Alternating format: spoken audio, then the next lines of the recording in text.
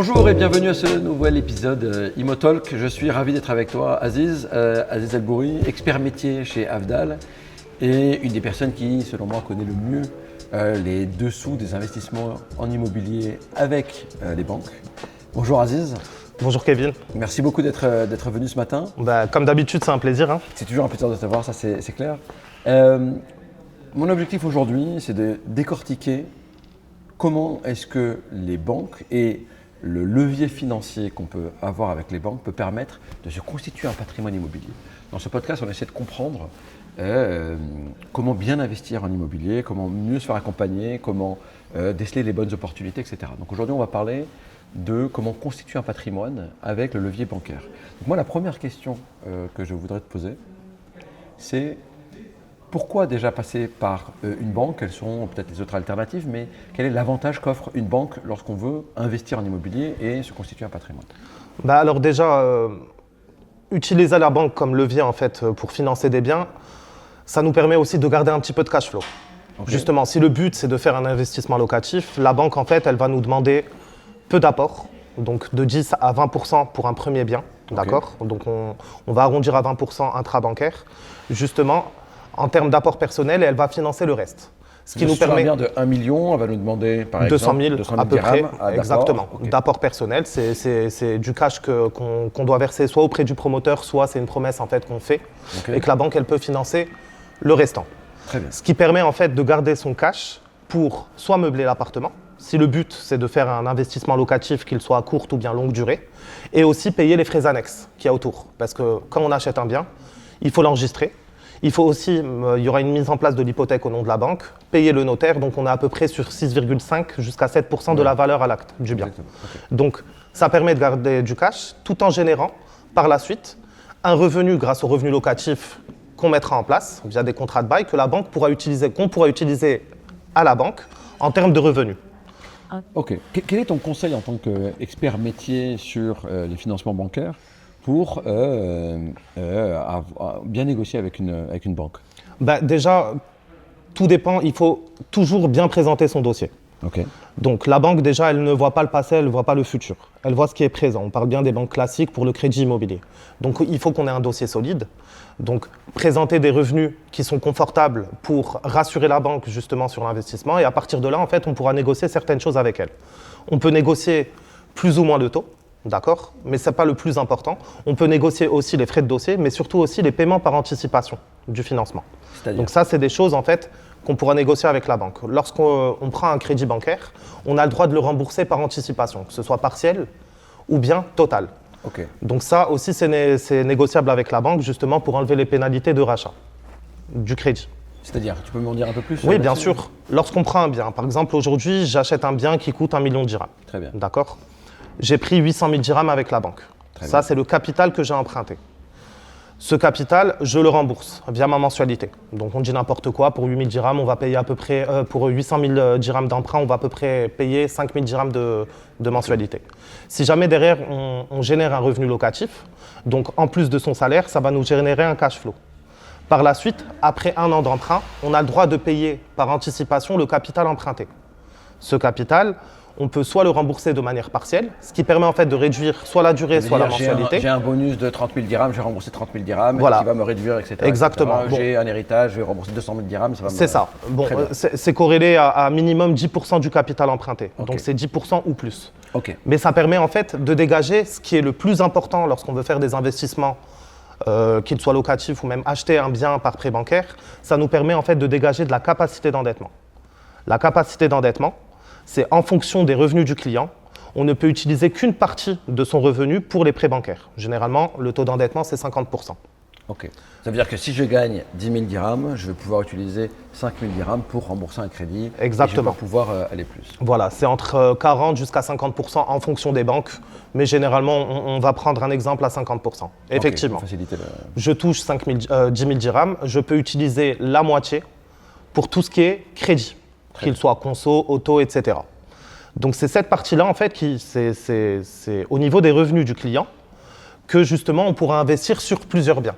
Okay. Plus le revenu est confortable, plus on pourra acheter. Du moment qu'on respecte toujours le taux d'endettement à 50%. Très bien.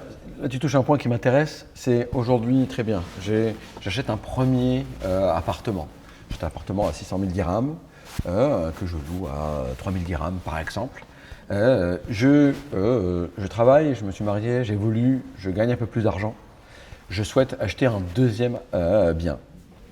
Lorsque le premier n'est pas, prenons le premier cas où mon premier bien n'est pas encore remboursé. À 100%, très bien.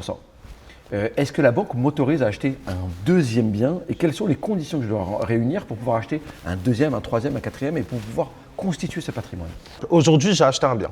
Demain, j'ai envie d'en acheter un nouveau. Déjà, la banque, elle va considérer le deuxième achat comme un investissement locatif pur et dur. Très bien. Donc, dans ce cas-là, elle va demander un apport. Ça, c'est obligatoire. Donc, il faut un apport minimum de 20%. De 20 jusqu'à 30%. Okay, plus on aura de biens, okay. Voilà. Plus on aura de biens, plus la banque peut se permettre de demander plus parce que le risque sera plus élevé pour ce client. Très bien. Mais du moment que la capacité d'endettement nous le permet et même les revenus locatifs qu'on générera sur le bien initial, s'il est mis en location, la banque pourrait utiliser jusqu'à 70 à 80% de la valeur locative, qui va rentrer en fait dans le calcul de son revenu global. Très bien, donc je reprends l'exemple. Je gagne 10 000 dirhams, je loue à 5 000 dirhams. C'est ça, très bien. Donc en fait, mon revenu est de 10 000, et si ma femme ou mon mari gagne, on va dire 5 000 dirhams, je vais pouvoir avoir 15 000 dirhams. C'est ça. Avec la location que j'ai de 5 000 dirhams, 80% dans le meilleur des cas pourrait me rapporter 4 000 dirhams en plus. Donc on pourrait être sur du 19 000 dirhams. Totalement. Lorsqu'on regarde un nouveau bien emprunté.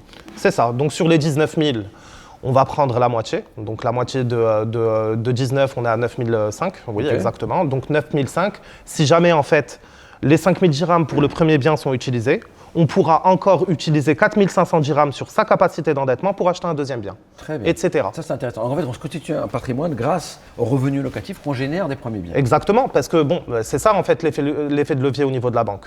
Même si le cash flow il est à 0 dirham, d'accord, entre le crédit qu'on paye et les revenus locatifs qu'on génère, on a quand même un bien à notre nom. Donc c'est ça qui va nous permettre de constituer un patrimoine in fine. Okay. Donc le cash flow, il va par exemple… Pardon, excuse-moi de te couper. La problématique reste toujours de pouvoir apporter les 20, puis 30, puis ça monte en pourcentage. De pouvoir apporter, exactement, l'apport personnel parce qu'il sera obligatoire côté banque. C'est un apport qui sera exigé par la banque. Okay. Et aussi, du moment que ça rentre dans sa capacité d'endettement, la banque pourra suivre les clients, tout simplement. Très bien. Mais on voit un cercle vertueux où je commence avec un premier bien. Et donc le conseil aussi, ce serait les prochains investissements, d'avoir des biens qui ne soient pas beaucoup plus chers que le premier pour ne pas avoir à mettre, qu'on parle dans un investissement locatif, il vaut mieux que mes second ou troisième biens ne soient pas beaucoup plus chers que le premier afin de ne pas avoir à mettre trop d'argent en dépôt initial. Bien sûr, déjà il y a ce point-là qui est indéniable et il y a aussi le deuxième point, c'est trouver un locataire. Oui. Parce que certes, on parle de revenus locatifs, etc. Mais pour trouver un locataire, déjà, les banques elles ne considèrent le revenu locatif lorsqu'il y a un contrat de bail à longue durée, dont la personne, le locataire, en fait, est installé depuis au moins 6 mois. C'est à partir de là que la banque peut prendre en considération le revenu locatif. Très bien. Mais pour revenir, en fait, au fait d'acheter des biens qui sont pas très chers, ne serait-ce que pour déposer l'apport, la mensualité qui soit maîtrisée, mais aussi trouver un locataire qui pourra payer un loyer qui reste assez faible. Abordable, oui, bien sûr. Exactement, c'est ça. Non, ok, donc ça c'est intéressant. Tu soulèves un autre point qui m'intéresse. Tu me parles des revenus locatifs, il faut que ce soit sur de la longue durée. Ce qui veut dire que si jamais j'investis pour faire de la courte durée, même si mon rendement va passer, globalement on parle de 5-6% sur du location longue durée, à du 15, même jusqu'à 20% sur du courte durée, par contre, la banque ne va pas reconnaître ses revenus locatifs. C'est vraiment du cas par cas. Si jamais cette courte durée existe depuis 10 ans et qu'on voit les revenus en fait atterrir sur le compte du client, sur ses relevés bancaires, la banque pourra éventuellement y réfléchir et sur certains cas, les prendre en considération. Ok, donc c'est un peu du cas par cas en fonction de la solvabilité globale, etc. Mais en tout cas, le plus sûr, c'est d'avoir un contrat longue durée qui est établi depuis déjà 6 mois. Exactement, minimum 6 mois, c'est ça. Ensuite, si je veux me constituer sur ce patrimoine, donc là, clairement, tu as donné tes éclairages assez clairs sur on s'endette, on a un revenu global qui est pris en considération et on peut prendre jusqu'à 50%. Lorsque j'ai terminé de rembourser un premier crédit, est-ce que ma capacité augmente, ma capacité de remboursement, enfin d'emprunt, pardon, augmente ou pas? Par rapport au taux d'endettement, Oui. non. Ça, c'est des règles qui sont strictes. Ok, donc en fait, qu'il soit remboursé ou pas, ça ne change pas grand-chose. En fait, qu'il soit remboursé, ce que ça va dégager, en fait, c'est sur la partie de sa capacité d'endettement, il y aura un crédit en moins. Donc au final, on pourra remprunter. Oui, et puis on au lieu des 80%, toujours. on pourra être sur les 100% ou on restera sur les 80%? Non, on sera toujours sur 80%. Ok. Donc voilà. Pour rappel, taux d'endettement, la banque, elle ne va pas jusqu'à plus que 50% des revenus du client, quel qu'il soit, du Très moment bien. qu'ils sont déclarés. Et derrière, lorsqu'il y a un revenu locatif qui est généré, c'est de 70 jusqu'à 80% de la valeur. Mais il y a une chose qui est indéniable, c'est qu'on s'arrête toujours au taux d'endettement à 50%. Sur certains cas, un tout petit peu plus, mais c'est vraiment du cas par cas. C'est des conditions qui sont strictes. Mais du moment que, quel que soit le nombre de financements qu'on a, de crédits, que ça rentre dans la capacité du client à 50%, il n'y a pas de problème. Ok. On peut emprunter. Ce que j'en retiens aussi, c'est qu'il vaut mieux faire des investissements sur des biens à plus faible valeur. Ça veut dire que ça ne sert à rien de créer un patrimoine avec des biens à 2-3 millions de dirhams qui sont plus difficilement. Enfin, l'allocation va être plus élevée, le risque va être supérieur, etc. parce qu'il peut y avoir des défauts de paiement. Alors que si on va sur des biens qui vont être en dessous d'1 million de dirhams, ça va être aussi plus liquide et plus simple pour tout le monde à prêter, etc. Voilà, on va dire que c'est plus simple. Mais quelqu'un qui a beaucoup de revenus peut se permettre aussi d'acheter des biens un petit peu plus, on va dire, luxueux et le mettre en location.